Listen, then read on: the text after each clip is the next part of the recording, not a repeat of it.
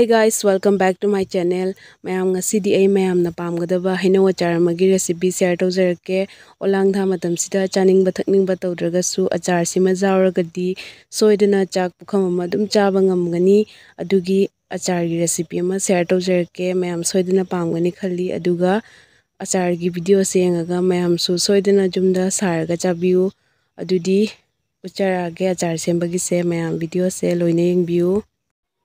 Hainaw se jumgi hainaw ne achar tawna bai haina mayam he ado ngasi loina di achar tawraroi khara tawrani ado yengase kyam tawge haibido ahanbada hainaw se phajana chamthoani mayam ngasi gi achar sembagi video se loina yengbiu jamna hauna semba achar gi video ne aina ngasi mayam da share tawjaraktoi asigi hainaw gi achar gi recipe se aina akhoi mandhaudagi tamjabane akhoi mandhau hainaw gi achar semba yamna hai ado mangonda itamaga mayam dasu aina share tawjaraini aduna video se loina yengbiu aduga hauna achar semaga chabiu ase hoji hainaw da phattaba amuba keka tolasu asisina nipsina khotoni aduga hainaw se phajana chamthoani adudi hainaw se loina phajana chamba loraga mo ucharage hainaw se ai kg ani muki changda chamthoga laujare haji hainaw se kaani aduga kakpa loraga mo enghalage ai hoji hainaw se piece soiba loire hainaw amana aigi se piece mari thoini ado mayamna hainaw se pi aningba chahoningba leibado apamba piece to dum soibiro aduga aigi se soiba lore hoji mathangi dum ucharage hainaw siga hoji yangkhang chamasani hapani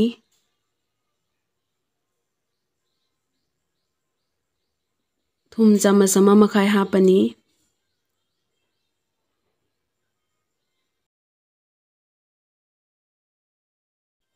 yangkhanga thumga se hoji phajana hainaw siga mix tawrani ai chamasna tawjare khabaina tawraga so dum tawbiu ado sigi se phajana mix tawrani aduga mix tawba loraga nungdang ama makhum khumjalaga thamamani aduga nongalaga mu astagi mahi thoklamgani ado sigi se hoji ngasi nungdang ama makhum khumjalaga thamamani ado mu nongalaga kamai tawge haibido mayamda ucharake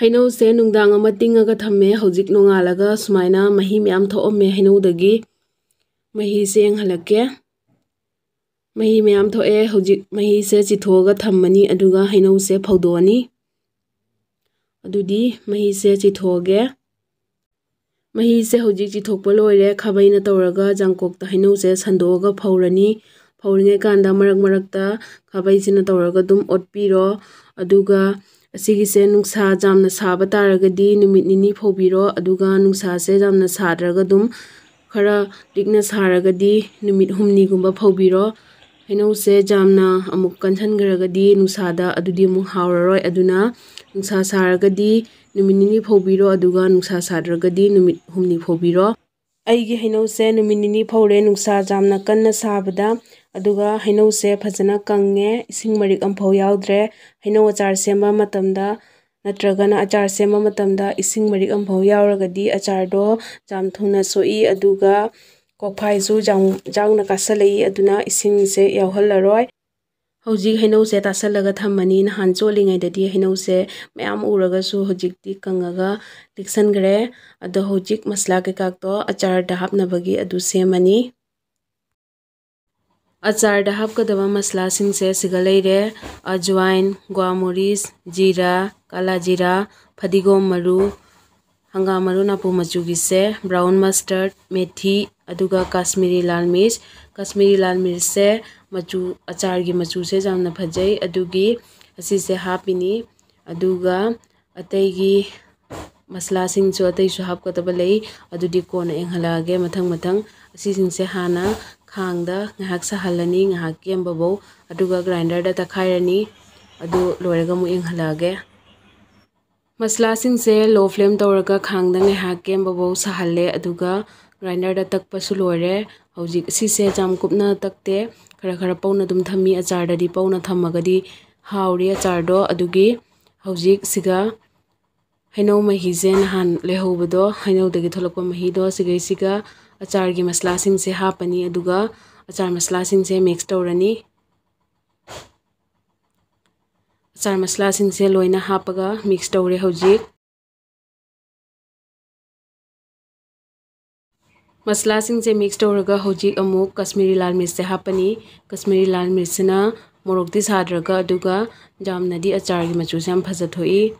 हौजिक मसलासे कंगझले अदुना हैनो महीसे खरा गमगा हापनी अदुगा खरा मही लांगना तोटलनी। सिसे खरा mix तौरनी अदुगा येंखंग हापनी, येंखंग चामच अमा हापनी अदुगा सेमु mix तौरनी।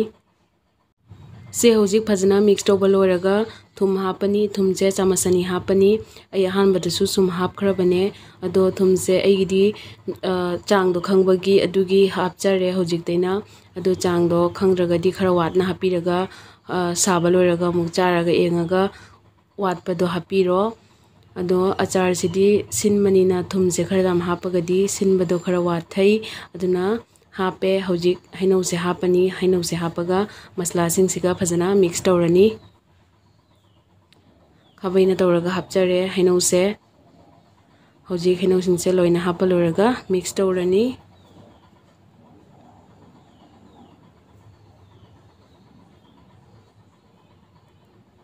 अदुगा से फजना mix तौबा लोइरगा नुंसादा फौरनी। नुंसादा पुंग 5-6 फौरनी अदुगा मथंगिदो मु एंहलक्के।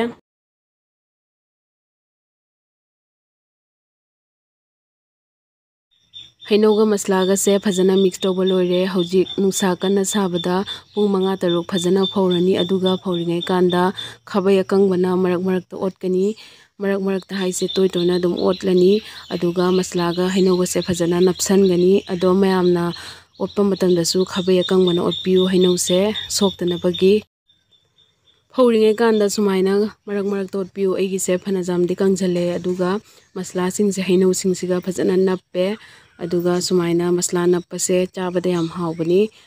अईगी हैनौसे हौजिक नुंसादा पुंग 6 फौजरे अदो फजनासु कंगे। अदुगा हैनौगी मनुंगसिदा मसलासिंगसिसु फजना नप्पे। हौजिक मथंगिदो मु उच्चरगे करी तौगे हाबदो।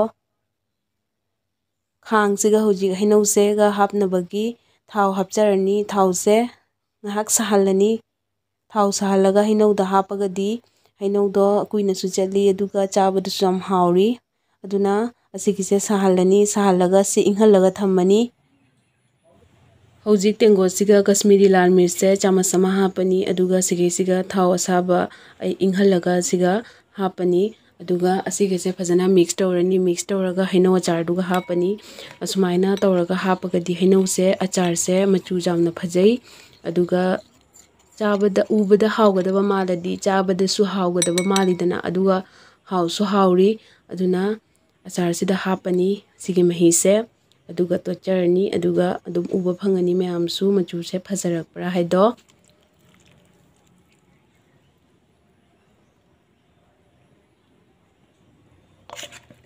हौजिकसे तोलनी।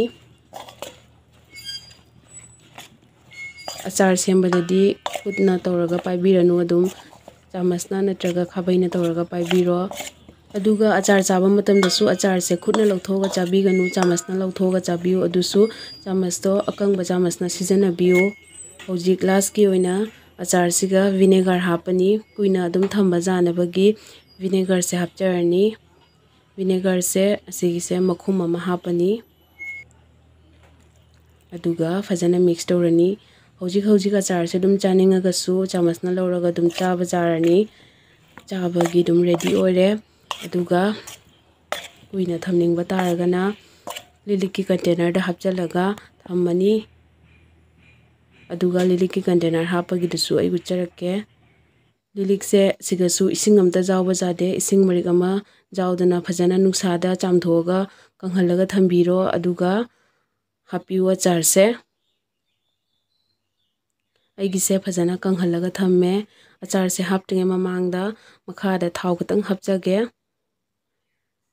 अदुगा खतंग नोमनी सिगिसे थावसे खतंग नफल्लनी। अदुगा अचार सिंगसे हौजिक सिदा लोइना हापचलनी।